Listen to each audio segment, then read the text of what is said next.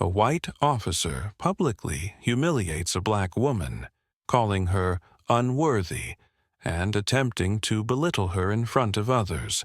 He assumes his badge gives him the power to act with impunity, but what happens next will leave him speechless. As the officer continues to berate her, the woman pulls out her ID, revealing a shocking truth. She holds the power to suspend his career. What follows is a powerful moment of justice, proving that no one is above accountability. The officer's world is about to come crashing down, and it's all because of one woman's quiet, unshakable authority. What happens next will change everything. The city was bustling with its usual pace, the sidewalks crowded with people going about their day. The hum of traffic, the chatter of pedestrians, and the occasional horn filled the air. The woman walking down the street looked no different than anyone else. Dressed in a simple outfit, a tailored blouse and jeans, her calm and collected demeanor stood in stark contrast to the tension that seemed to be brewing in the area. She was heading to an important meeting, her mind focused on the task ahead, but little did she know that a confrontation was waiting for her. Officer Daniels, a white officer in his mid-40s, stood nearby, his eyes scanning the crowd. His uniform was crisp, his posture rigid with the authority that came from his badge. He had always carried himself with an air of superiority, the kind that came from years of unchecked power. But lately, his confidence had taken a turn into arrogance. He had grown accustomed to using his position to assert dominance, especially when it came to people he deemed undeserving of respect. He wasn't in a hurry that day. He was simply waiting, hoping to assert some form of control over the next person who crossed his path. And that person turned out to be the woman who now approached him. He eyed her with suspicion as she walked by, a slight sneer forming on his lips. She didn't seem to be in a rush, just another person passing through, but in his eyes, she wasn't fitting in. He could see that she was confident, unbothered, and something about her made him feel challenged in a way he couldn't quite articulate. He decided, in that moment, that he would assert his authority. "Hey!" Officer Daniels barked, stepping forward to block her path. His tone was sharp, cutting through the sounds of the busy street around them. "Where do you think you're going?" The woman stopped, surprised by the sudden confrontation, but she didn't flinch. Her calm response didn't seem to faze him, though. The officer's gaze remained hard as he looked her up and down, sizing her up. "Excuse me," she asked, her voice steady, yet calm. "I'm just trying to get where I'm going." "That's what I thought." Officer Daniels sneered, narrowing his eyes. "You seem to think you can just walk around like you own this place. I don't think so." He crossed his arms and took a step closer, his tone dripping with superiority. The woman, still not showing any sign of fear or aggression, replied, "I'm sorry, but I don't need to explain myself to you. I haven't done anything wrong." The officer's expression hardened. "Oh, but you are wrong," he said, his voice raising as he began to believe his position gave him the right to treat her however he saw fit. "I don't think someone like you belongs here. Show me your ID." At that moment, the woman's demeanor remained unchanged, her calm yet unwavering stance only irritating Officer Daniels more. His attempts to rattle her had failed, and now his words began to show more of his personal bias. "What do you mean, someone like me?" she asked, her voice still collected, but now tinged with a hint of disbelief. "This is a public space. I don't owe you anything." Officer Daniels took a step closer, his face growing red with anger. "I don't think you understand," he snapped. "You're not welcome here, and I don't appreciate people who think they're above the law. Show me your ID, now." The woman took a deep breath and glanced around, sensing the increasing tension from bystanders who had started to take notice of the interaction. Some people had stopped in their tracks, unsure of whether to step in. Others, already sensing the escalating situation, quietly began to record the exchange. The woman had become the center of attention, but her calmness only made the officer's aggression more apparent. "I'll show you my ID," she said finally, her voice unwavering. "But it's not for the reason you think." The crowd around them had grown, drawn by the tension of the confrontation. People were watching, some recording the incident, while others whispered to each other, unsure of what was happening. Officer Daniels, now visibly frustrated, didn't realize the significance of the moment unfolding before him. He was used to getting his way, used to bullying people who couldn't fight back. But there was something different about this woman. She didn't flinch, didn't back down, and that made him angry. She reached into her bag, her movements slow but deliberate. The officer's eyes followed her every motion, still thinking he could control the situation with his intimidating presence. She pulled out a small wallet and then slowly, deliberately, revealed a badge. It gleamed in the sunlight, and for a brief moment, the officer stood frozen, staring at it, as if trying to make sense of what he was seeing. The crowd had fallen silent, and the temperature of the entire scene had shifted. The woman's hand held the badge up higher for the officer to see clearly, her face still calm and collected. "This is your last chance, officer," she said, her voice firm, steady, and carrying authority. "I'm the one who can ensure your career ends today." The officer's mouth opened, but no words came out. His arrogance was replaced by confusion, then shock, and finally a wave of realization that hit him harder than anything else could. He had just insulted someone with power, someone who was above him, who could easily undo everything he had worked for. The smugness he had carried so confidently moments before vanished, leaving only a sense of panic creeping in. You, Officer Daniels stammered, unable to find his voice. You're in charge?" "Yes," the woman replied, her eyes narrowing slightly. "And you've just made a huge mistake." She didn't need to shout or escalate the situation any further. Her presence alone was enough to crush the officer's bravado. He looked around at the growing crowd, now fully aware that they were all watching, some with judgment, others with sympathy for the woman. His behavior had been caught, and it was clear to everyone around him that his actions were indefensible. His usual tactics, bullying people into submission with his badge, had backfired. The power balance had shifted dramatically, and now he was the one being exposed. He stuttered, attempting to recover. I didn't know," he muttered weakly, stepping back. "I'm sorry. I didn't know who you were." "It doesn't matter who I am," the woman said, her tone unwavering. "It matters that you disrespected me, and now you will face the consequences.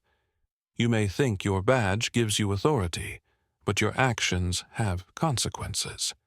And today, those consequences are real." The officer's mind raced, but he couldn't find a way to dig himself out of the hole he had dug.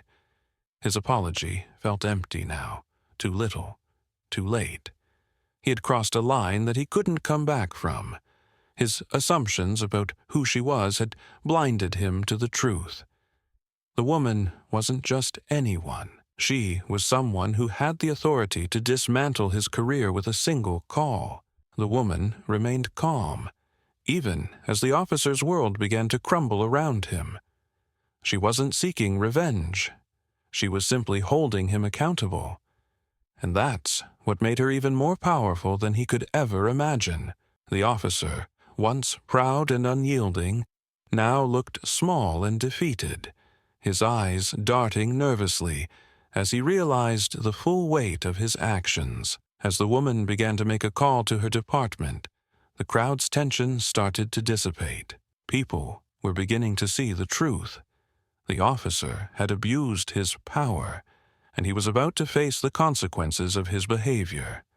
The bystanders, once passive observers, now began to speak up, their voices rising in support of the woman and condemning the officer's actions. No one was going to stand by and let this kind of abuse slide.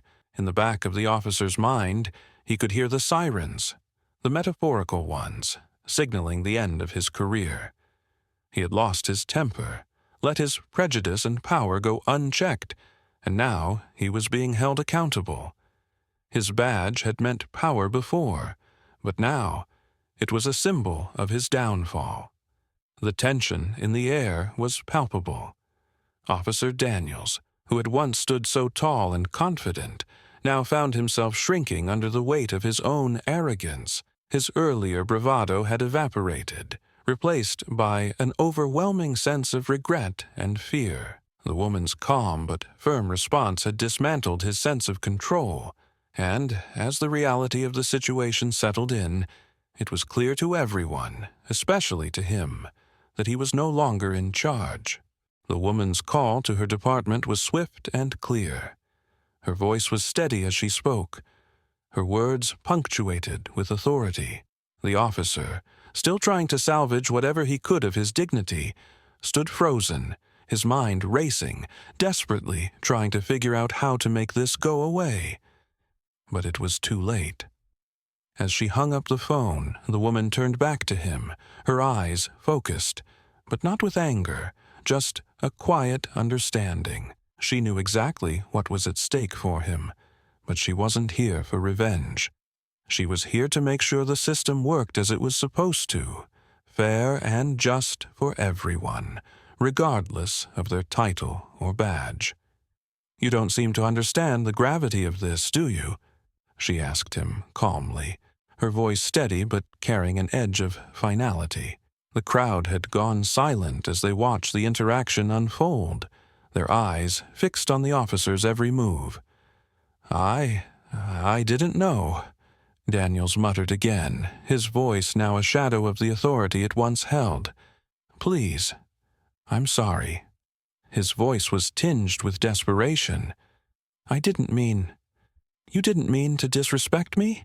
she interrupted, her gaze unwavering. "You didn't mean to assume that just because I'm a woman, I'm unworthy of respect." She let the silence linger between them for a moment. The crowd was listening, watching, and every word she spoke seemed to sink into the officer's chest like a weight. "This isn't about whether you meant to or not," she continued. "It's about the fact that you used your power to belittle and harm someone who did nothing to deserve it. And now, your actions have consequences." Her calmness only seemed to make the officer squirm more. The people around them, once unsure or hesitant, were now emboldened by the power of her stance. Some were nodding in agreement, others whispering to each other, but all were witnessing the officer's rapid decline. The confident man who had once wielded his badge as a shield was now exposed for his bias and misconduct. "I'm going to make sure this is reported," the woman said, her voice leaving no room for doubt. "The department will be reviewing your actions, and the consequences will follow. You don't get to act this way and get away with it. Not anymore." The officer's face paled as the weight of her words began to settle in. His career, his reputation, everything he had built was now on the line. But the truth was, he had built it on a foundation of power trips and intimidation, and now it was crumbling before him. The community, the people who had watched this unfold, were no longer afraid to speak out, no longer passive observers of police abuse. The woman's strength had made them believe they had the power to hold officers accountable, too. "I didn't mean for it to go this far," the officer said, his voice now tinged with panic. "Please, I'll make it right. Just let me go." The woman didn't even flinch at his plea. "It's not up to you anymore," she said firmly. "You crossed a line, and now it's time for you to face the consequences of your actions. You can't undo what you've done, and you certainly won't get to avoid the repercussions." Her eyes never left his as she spoke, And in that moment, the power dynamic had completely shifted. The officer's pleading was nothing more than a hollow echo of the authority he had once held. His uniform, his badge, his title, none of it mattered now. What mattered was that he had abused his power, and the woman was the one who would hold him accountable. As the woman turned to walk away, the officer's voice cracked one last time. "I'm sorry," he repeated, but it was too late. His apology felt like a desperate attempt to regain control, but it was no use. The damage had already been done, and the moment of reckoning had arrived. The crowd began to disperse, some still muttering about the exchange, others sharing their opinions, but there was no question now about what had just happened. The officer had been exposed for what he truly was, and the woman had taken the necessary steps to ensure he would face the consequences. Her actions had forced a public reckoning, and as the news spread, the story became one of accountability and change. As the officer stood there, his career in jeopardy, the woman walked away with her head held high. She had done what needed to be done, not for personal satisfaction, but for the greater good of the system that had allowed officers like Daniels to go unchecked for so long. And now, thanks to her actions, change was on the horizon. The days following the incident at the precinct were filled with tension and uncertainty. Officer Daniels had tried, in vain, to salvage his reputation, but the damage was already done. News of his confrontation with the woman spread quickly, sparking outrage and, surprisingly, support. Video footage from the bystanders who had witnessed the exchange flooded social media, exposing the officer's behavior to a much larger audience. The internet was buzzing, and the public was divided, but not in the way Daniels had hoped. While some supporters tried to justify the officer's actions, many were left outraged by his conduct. The more the story spread, the more people realized the severity of what had happened. They began to question the culture of policing, how unchecked power, especially when combined with racial bias, could lead to public mistreatment. But it wasn't just the public's reaction that had Matthews worried. It was the internal fallout. The moment the video went viral, the police department had no choice but to take action. The woman, whose identity remained mostly anonymous at the time, had already filed an official complaint. Internal Affairs opened an investigation almost immediately, and Officer Daniels' past came under intense scrutiny. His history of racial profiling, verbal abuse, and disregard for proper conduct was now on full display. As the investigation gained momentum, Daniels found himself isolated. His colleagues, who had turned a blind eye to his previous behavior, were now being forced to reckon with it. His behavior was not just an isolated incident. His record revealed a pattern of conduct that had been swept under the rug for far too long. Daniels had always thought his badge protected him, but now he was seeing the stark reality. In this moment, his badge meant nothing. The woman, meanwhile, had moved forward with her life. Knowing that the officer's career was no longer her concern, she had taken the necessary steps to ensure accountability, and her role was now one of leadership, working behind the scenes to make sure real change came from this incident. Her position gave her a unique platform to advocate for reforms, but she was careful to ensure the focus remained on the bigger picture, creating a system where abuses of power could not thrive. For Daniels, the worst was yet to come. As Internal Affairs dug deeper into his background, the details of his previous conduct began to emerge. Cases of excessive force, racial profiling, and instances where he had used his authority to intimidate civilians. It was clear that he had long been abusing his position, and the woman's actions had finally brought it all to light.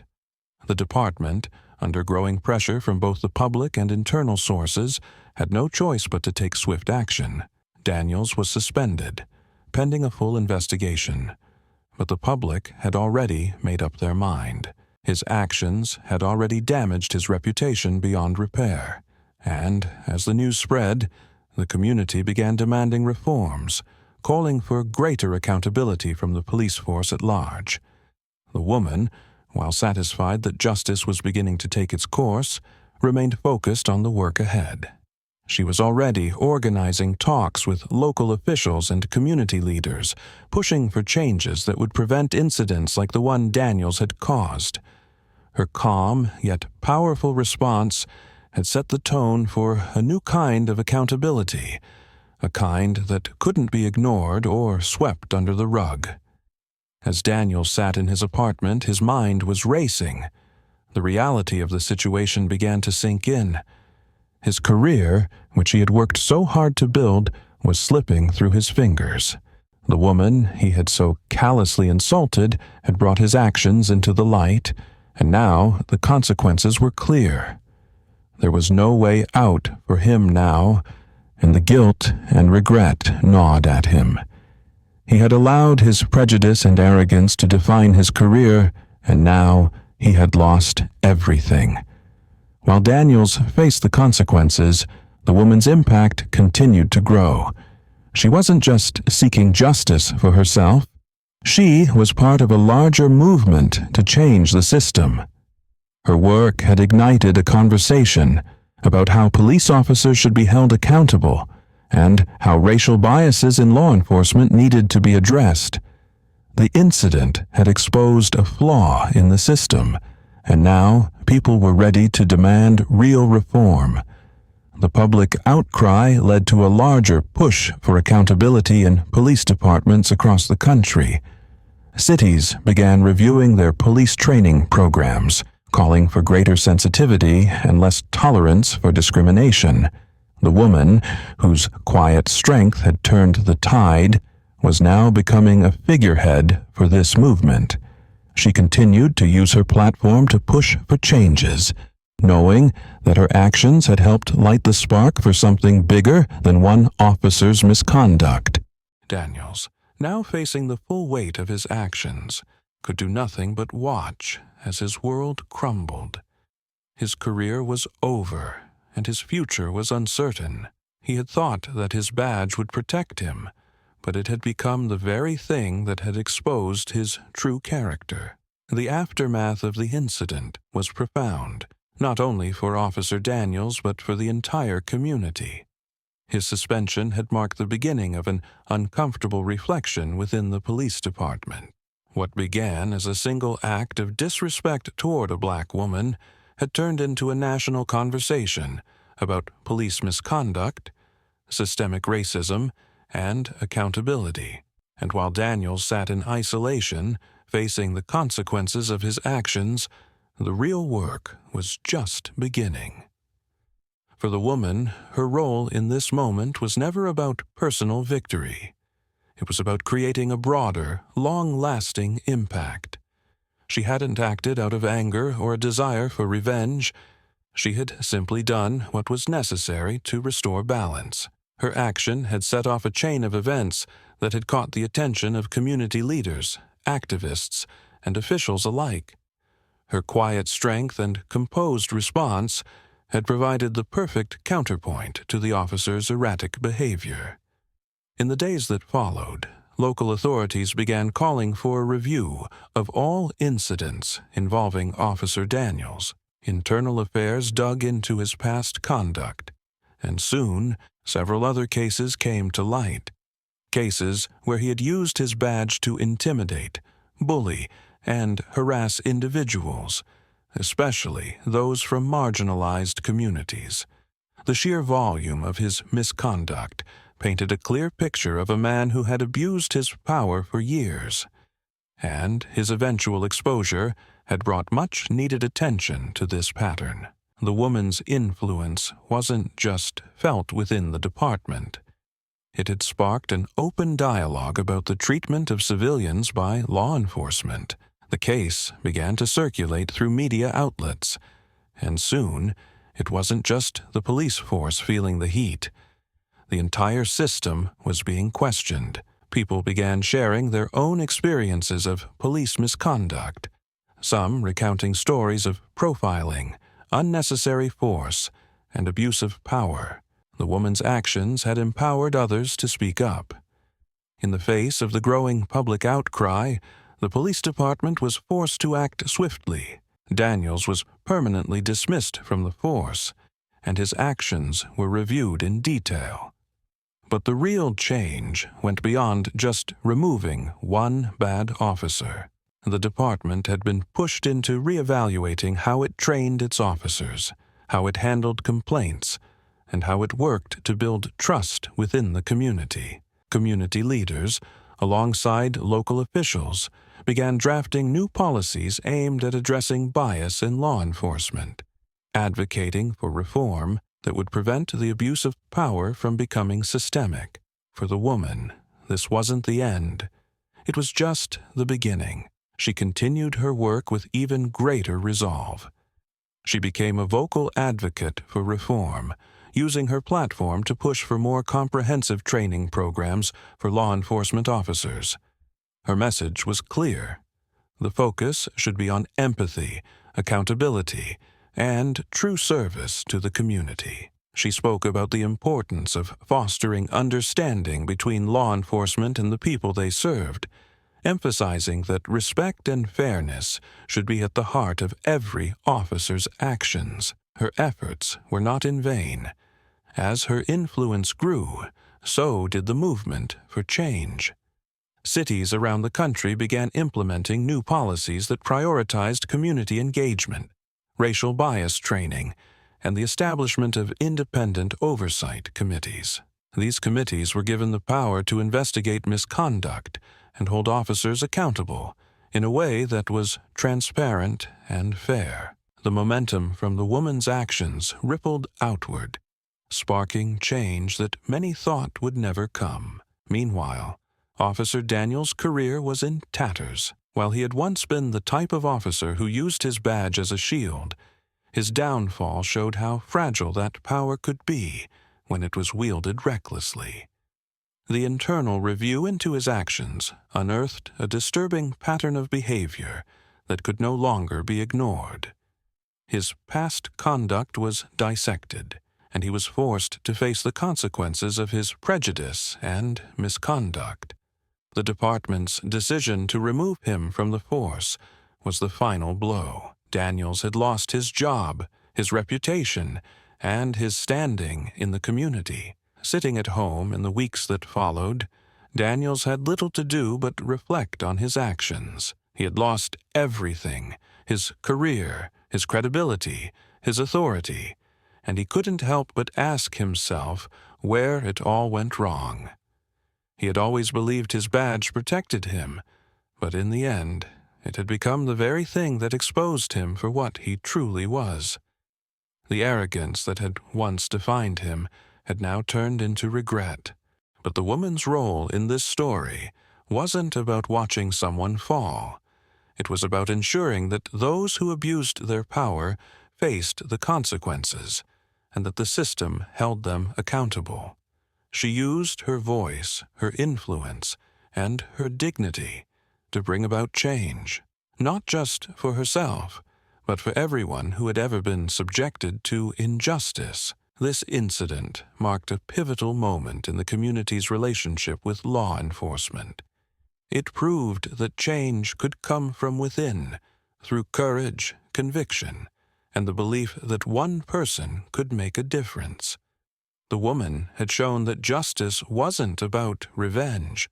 It was about ensuring fairness for all.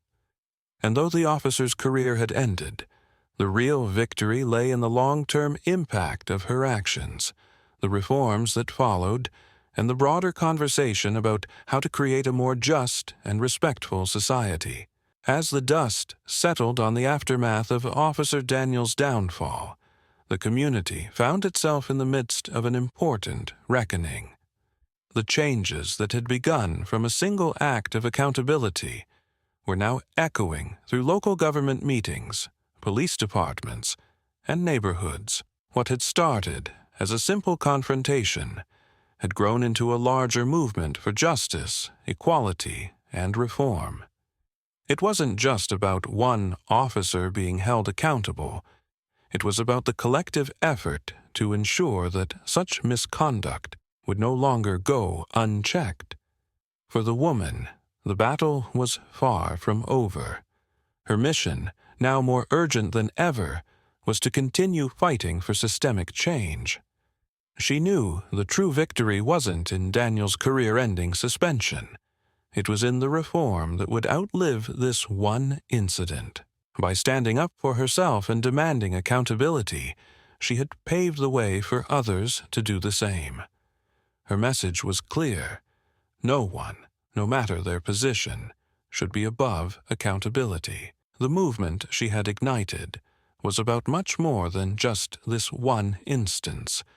It was about ensuring that future generations would inherit a system where power was used responsibly and fairly. Now, it's time to hear from you. Have you ever experienced an abuse of power in your life? How did you handle it?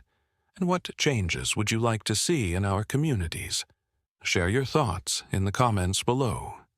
If this story inspired you, like, share, and subscribe for more powerful moments of justice, change, and standing up to inequality.